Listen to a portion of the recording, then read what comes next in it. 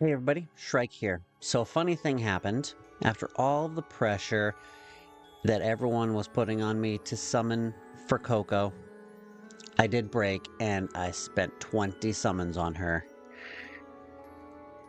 And I got lucky.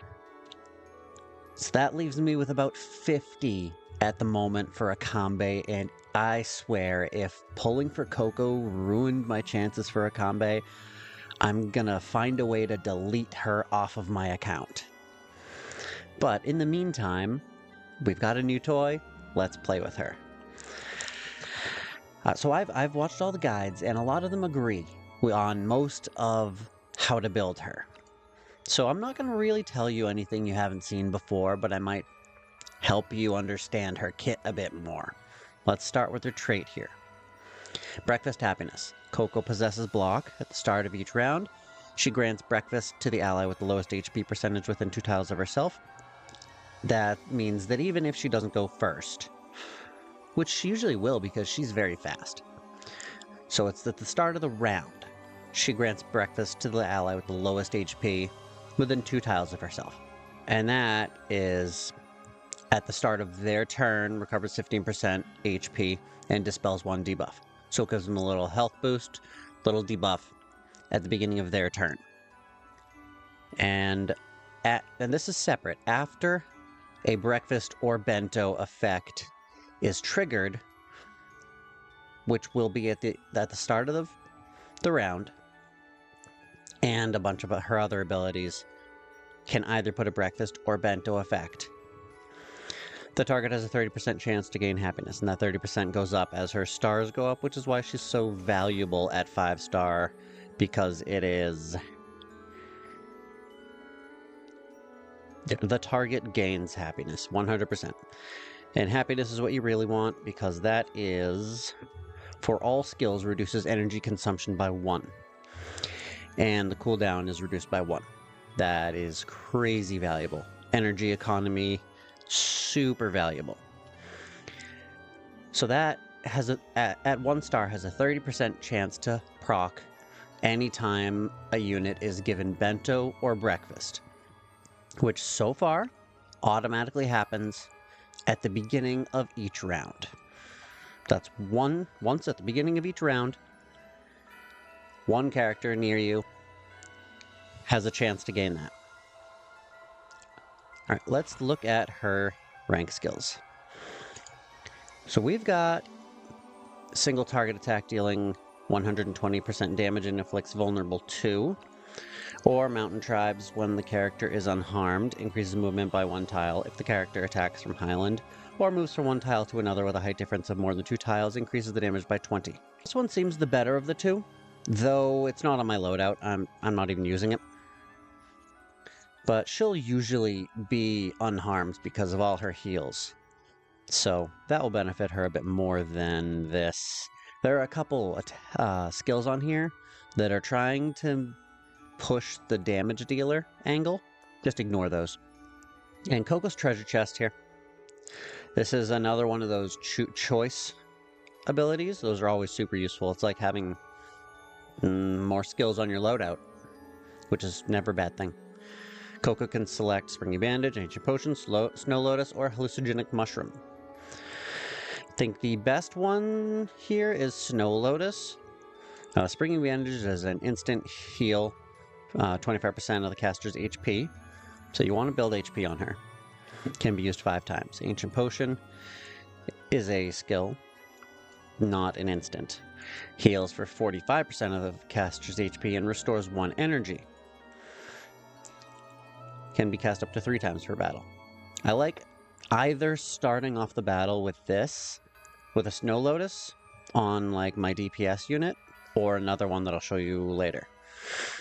This one dispels all debuffs on the target, which isn't very useful if you're starting off a battle like that, but the damage 3, damage reduction, and immune to attribute debuffs, that's a good way to start a battle. And even if you're in the middle of the battle, it just gets more valuable. Damage mitigation, immune to debuffs. It's good beginning, middle, and end of a battle. It's very good. I like this one because I have a an infection team, and she actually fits nicely into it because of this ability. She inflicts 2 stacks of infection with this one.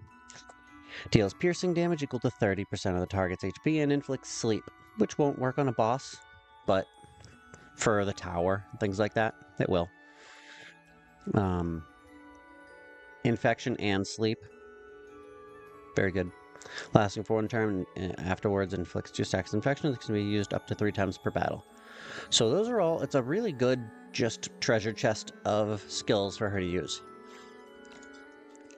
I would recommend spending a Castalia on this Potluck Protector. I think she only needs 1 Castalia to be optimized, and it's right here where you want to spend it on rank 3. Because both of these are really good.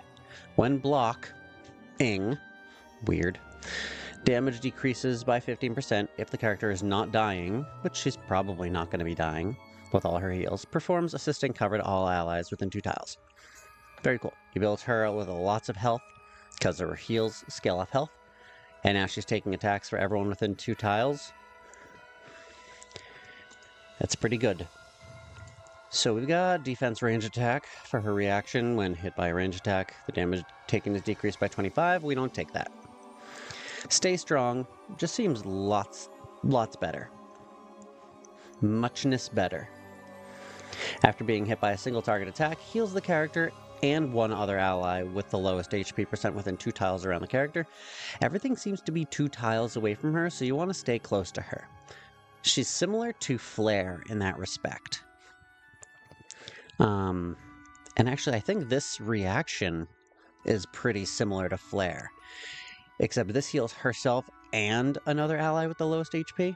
Flare's reaction only heals the ally with the lowest HP, and her if there's no one else around with lower HP. For 12% of the caster's HP, again, can be activated 2 times per round. That's crazy. 2 times per round, not battle. Round. Okay. Then we've got this one, again, one that I'm not using either of these right now. But for the sake of choice, I think this one's a little better. Block enhancement. When receiving ranged physical attacks from the front or side enemies, there is a 100% chance to trigger block. Block decreases damage taken by 10%, so she can block ranged attacks too. This is an aura for all Vilder allies. Increases their attack and defense by 20. There are lots of auras. I'm sure you can find a better one. For the rank 9, we've got no turning around. Single target attack deals 100% physical damage. When performing a back attack, there is a 70% chance she'll inflict stunned on the target for 1 turn. Can only be triggered once per target per battle. So this is her basic attack replacement. And this just sounds awful. Like, you have to back attack, and there's only a 70% chance that you'll stun them. And it can only be triggered once per target per battle. The entire battle. So every other time you use her basic attack, it's just a normal basic attack. If this was just single target attack, 100% chance to stun, or even 70% chance to stun, I think it would be a good contender for this one. It would be a hard choice there. 70% chance to stun, no back attack requirement, and that's it? Not bad. I think, though, I'd still pick this one. It gives the enemy reduced physical defense and reduced magical defense, lasting for 2 turns. A few characters have this. It's decent, but it's a basic attack. Requires no energy, no cooldown, but it just gives them a defense break. It's useful. And support gains damage reduction for Mind's Eye and immunity to disrupt for 3 turns. Those all seem pretty good, but when you compare it to this one, this is like her signature move. It's an AoE heal, heals all eyes within 3 tiles around her for 30% of her HP, again. and grants them crit up 2, crit damage up 1 for 2 turns, as well as Bento. And that's another trigger of Bento. And Bento will come with the 20 or 30% chance to trigger happiness. So I also like starting the battle with an Iron Pot Stew, just to have a chance of triggering happiness on everyone. And even if you don't, you still get the crit up, the crit damage up. The heal is wasted at the beginning of the battle, but that doesn't really matter because of the rest is just so valuable. The skill she starts with... No, it's not that one. No, it's not that one. No, it's not that one. No, it's not... No, I don't even have it. I don't have it on. It's this one. Try the pan. Single target attack. Coco deals 120% damage and knocks the target back 3 tiles, inflicts reduced defense 2 and speed down 2 for 2 turns. That seems really good, and I had it on my loadout for a few battles, 10 or 12 battles to start off with. And I realized that it's not really dealing a whole lot of damage. The knockback is more useful than anything, but there are other units that do knockback. It's taking up a slot for her that is better utilized with a Potluck Protector, Iron Pot Stew, or a Treasure Chest. It's just too valuable of a slot. She has too many things that you want on her loadout. You really can't settle for just really good. You've gotta pick the amazing ones. And speaking of amazing, this Brutal Axe is amazing on her. Increased HP by 6%. That's at 2 stars. Not really sure what it's going to be at 5, but presumably more. And when attacking, if the enemy's HP percentage is higher than the character, ignores 20% of the target's defense. That's probably going to happen in boss battles, but nothing else. Because if you're stacking HP on her, then your HP is going to be higher. So yeah, then I've got the fancy hat on her. Gives her more magic defense when she's healthy, which is going to be most of the time. And immunity to disrupt. It's just a good thing for tanks to have. And yes, I just removed this from Flare. And I'm never going to use Flare again, because it feels like Coco does everything Flare does, but better, and then more. It's weird, I just built Flare, and then we come up with a better version of Flare. Crazy. See, I took her hat. Stole it right off her head. Yep, and you want Silence of the Hermit on her. Damage reduction by 10%. Good. And not the greatest rolls, but it rolled max HP here, and it rolled the secret unlock here. So I'm using it. When I find one that's just all HP and the secret unlock, I'll switch to that one. But in the meantime, she's really not going to be doing a whole lot of damage. If she's attacking, it's going to be with her basic attack or enhanced basic attack, putting some debuffs on the enemy. Most of the time, she's just going to be traveling with you. Your group all clustered pretty close together within 2 spaces, and taking damage for you guys, and healing you and buffing you if you need it. And then she's got her bag of tricks here. They can give you an instant heal, single target 45% heal, and energy restore. Snow Lotus makes the damage even higher, makes them tankier. And oh, and dispels all debuffs too. That'll be really good in boss battles. And her other one is really the only offensive attack she has besides her basic attack. If you want to go offensive with this kit, this loadout, then the hallucinogenic mushroom is the way to go. But it's really not the direction you want to go, dealing damage.